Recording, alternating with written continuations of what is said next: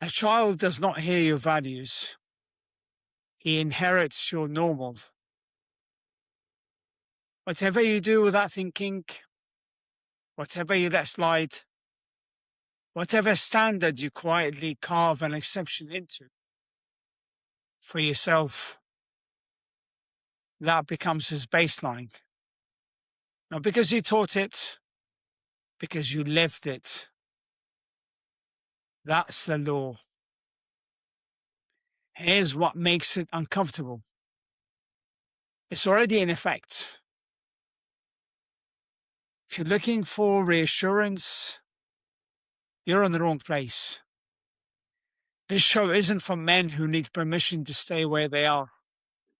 It's for the ones who already know something has to change and just needed someone to say it out loud. If this hits, it's because you've let something slip. This is Iron Suits, where strength wears a crown. I am Marwan. Your children are not reading your annual reports. They're not tracking your revenue. They don't know your exit multiple. They can't explain what you built, what you've built.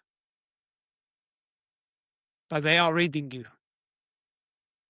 The way you move through a room, whether you take the stairs or find a reason not to.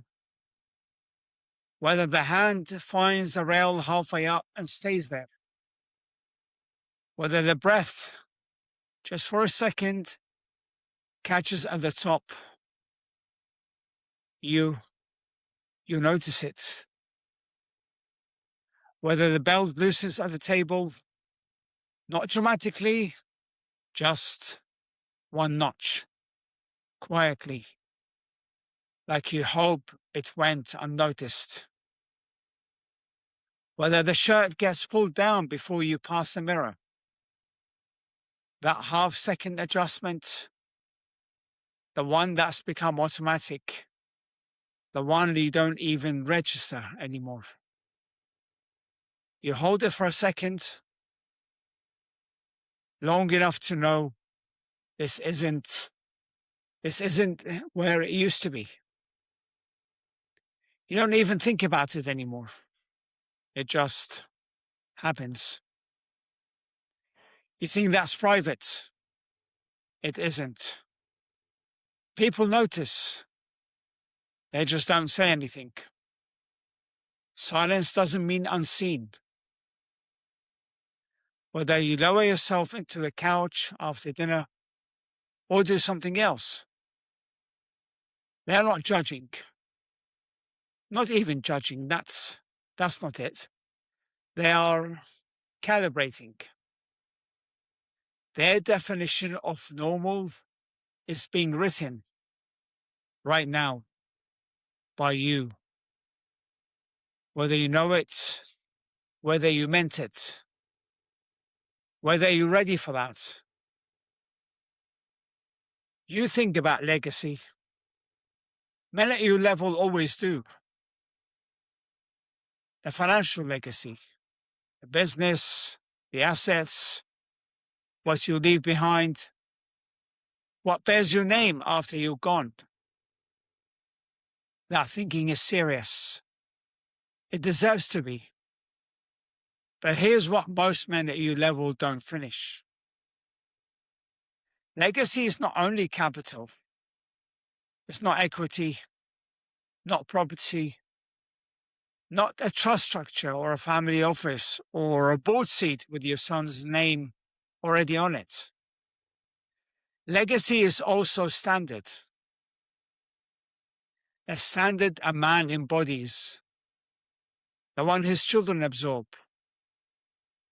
Not from a conversation, not from the speech at the dinner table, the one where you tell them what matters, what you expect, what kind of man you want them to be. From watching him live. What a man does with his body is one of the loudest standards he can set. It says, this is what discipline looks like. This is what a man who holds himself to something looks like. This is what normal is in this family. Or it says the opposite. And the child hears both versions with equal clarity. You call it legacy. Your kids experience it as normal. Normal becomes their ceiling. Those are not the same conversation. I already know the response forming right now. I work hard so they don't have to worry. I provide everything they need. They know I love them. That's what matters. Yes. And those things are true. Nobody is disputing that. Nobody's questioning what you've built for them. But children do not separate what you provide from what you are. To them, you are not a balance sheet. You are not a portfolio. You're not a keynote photo. You're not the keynote photo.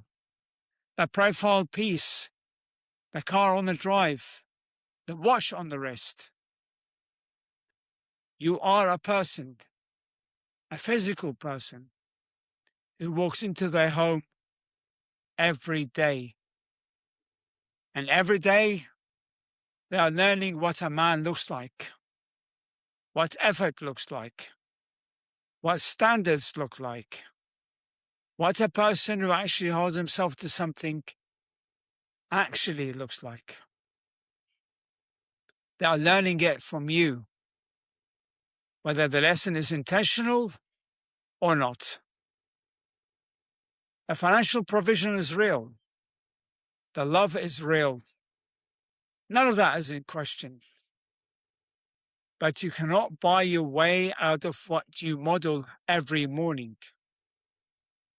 You lead from the front, except here. Here's what makes that particular. They don't see your P&L. They see your posture. You want your children to be disciplined. You've said it. You've meant it. You want them to work for what they want.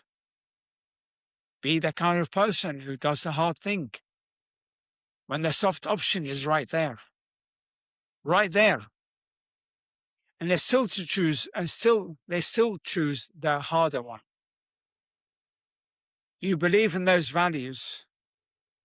You build a life on them. Now, ask yourself one thing, quietly. What are they watching you do with your own body? Not the body you had at 32, not the version of you who ran on 4 hours and adrenaline and didn't need to think about it. The one you have now. The one they see at breakfast. The one they see on the weekend when you're not in the suit.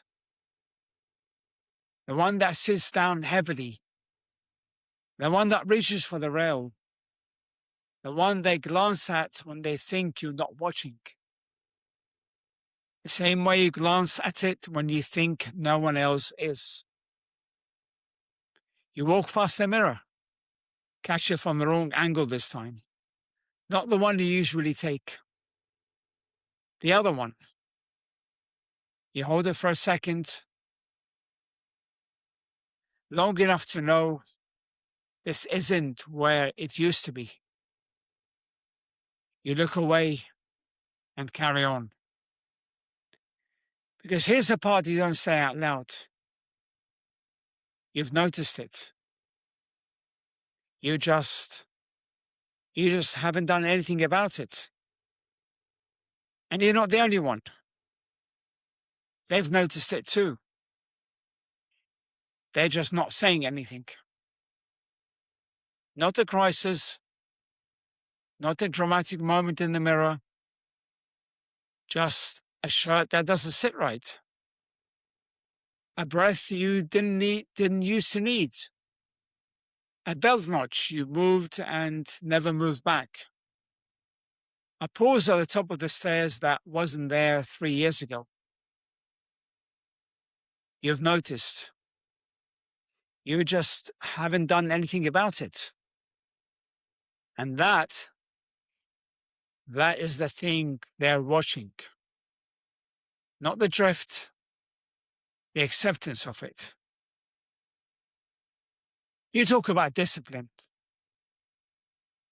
Then you treat your body like it's the one area where the standards don't fucking apply. You talk about not taking the easy way. Then you take it. Every morning, quietly, without saying a word. Standards for everyone else, exceptions for you. You're not inconsistent. You're selectively disciplined. That's not a character flaw. That's not a judgment.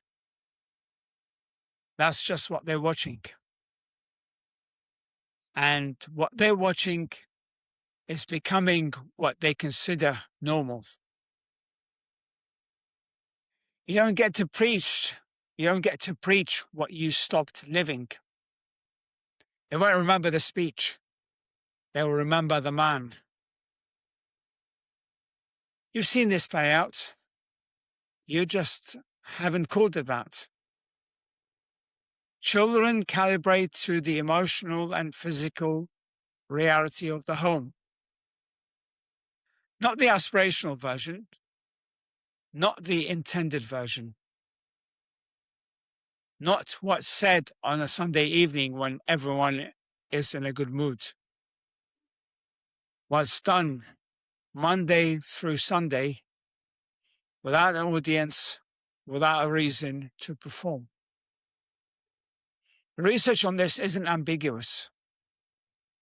Children whose parents maintain physical discipline, who move, who hold a standard around their body, are significantly more likely to do the same. Not because they were told to, because it was normal.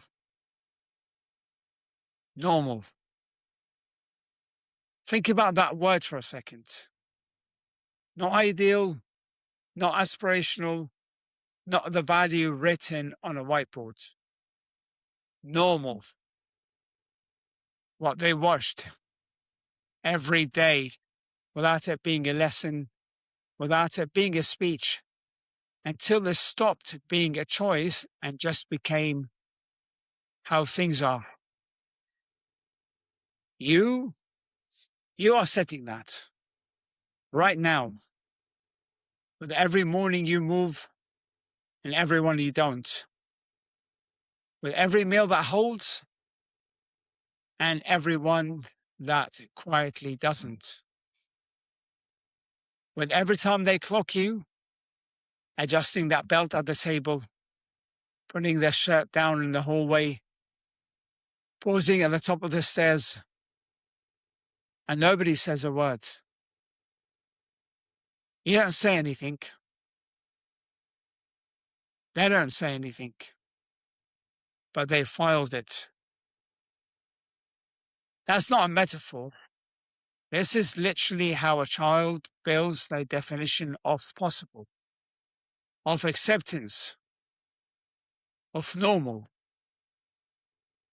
You are their data every single day. What you tolerate becomes their ceiling. You don't raise disciplined kids. You show them what you tolerate. The lesson is never announced. The lesson is always demonstrated. Most men at your level frame this as self-interest. I want to look better, feel better, perform at a higher level. All valid, all real. But self-interest arguments are fragile. They compete with comfort, with the calendar, with the very real, genuinely legitimate exhaustion of a man running something at your level. You know exactly what I mean. The 6 a.m. call that can't move, the trip that compresses the week into 4 days, the season that was supposed to ease off in Q4 and then didn't again. And by the time you have a window, you're running on empty. And the argument for yourself isn't strong enough. When self-interest is the only reason, the calendar always wins. So shift the frame. It's not about you. This is about what you are making normal for the people who are watching you closely. The man who trains, not because he wants to, but because he refuses to model anything less to the people who will inherit his definition of normal. That man is harder to break. His reason doesn't expire. It doesn't compete with comfort. It doesn't lose to a bad week. His reason is his kids. And that reason is bigger than his mood, bigger than the bad quarter, bigger than the season that never fucking ends. You want a reason that survives the calendar? This is it. This isn't about your body. It's about whether your standards actually include you or whether you're the one man in your organization who's exempt from them. What you do with your body is a message. It is being received whether you send it intentionally or not. Send it deliberately.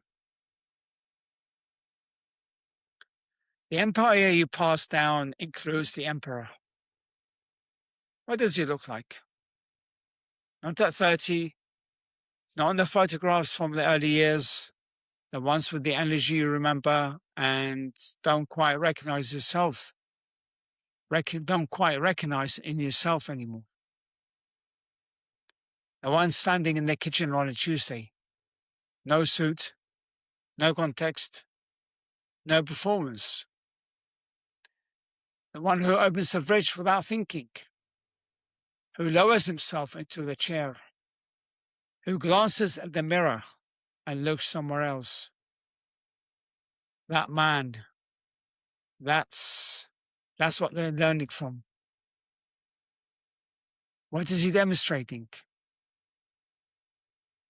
Capital without standards is inheritance without instruction. It gives them everything, and none of them model for what to do with it. The man who provides everything except an example has left the most important part undone.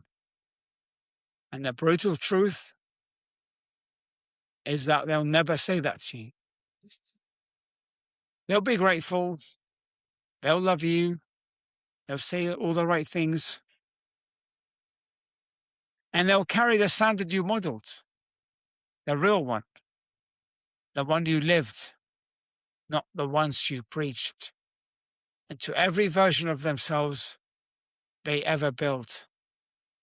That's the part no one fucking tells you. So, the other half isn't complicated. It doesn't require perfection. It doesn't require starting over. It requires consistency. Show up. Hold the standard. Let them watch. That's the inheritance no trust can replicate. No number can cover. No provision can replace. And if you're not doing it right now, that's the inheritance too. They inherit what you repeat, not what you recommend. There will come a day when you're not there to tell them what to do, not there to correct it, not there to have the conversation you kept meaning to have. And they will make decisions about their bodies, about their standards, about what they hold and what they quietly let go, using a model they built from watching you, not the model you intended, the one you demonstrated. Every morning, every meal, every moment they were in the room and you made a choice or didn't about your own standards. That model is being written right now. They've been calibrating this the whole time. It is not finished. They don't listen. They absorb. Normal is louder than advice. Behavior is louder than belief. What you repeat becomes what they inherit. You don't raise standards, you demonstrate them. It is not too late to change what this says, but the page is open right now. That's all I got for you today. If that hit a nerve, then make sure to share it with another leader, because as iron sharpens iron, so one man sharpens another. Follow me. Make sure you follow me on my socials. I am on Facebook under Marwan Killu, LinkedIn Marwan Killu Fitness, and you can watch this on YouTube under Marwan Killu. And finally, subscribe to the show so that you get notification when a new episode goes live. Next episode, the mirror has been lying to you and you've been helping it. All right, guys, I'll see you in the next episode.